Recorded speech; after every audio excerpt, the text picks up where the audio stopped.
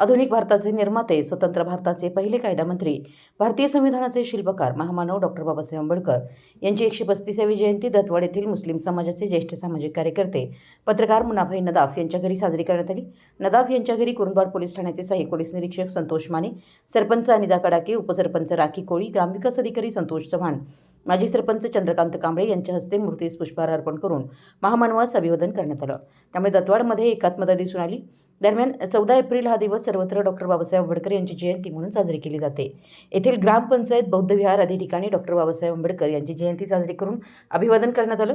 या पोलीस पाटील संजय पाटील, ग्रामपंचायत सदस्य Rafiq Mulla, Baburao Pawar, Dhanyakumar सिद्धनाळे, advocate Suresh Patil, advocate युवराज घोरपडे, अमित माने, भैया चौगुले, प्रमोद पाटील, बसगोंडा पाटील, लाला वांजरेकर, नितीन कांबळे, राजू कांबळे, तेजस वराळे, रवींद्र कांबळे, प्रशांत कांबळे, विद्याधर कांबळे, त्याचबरोबर ग्रामपंचायत कर्मचारी, मान्यवर मोठ्या संख्येने उपस्थित होते। मराठी न्यूजसाठी दत्तवाडहून जहांगीर रनमाली।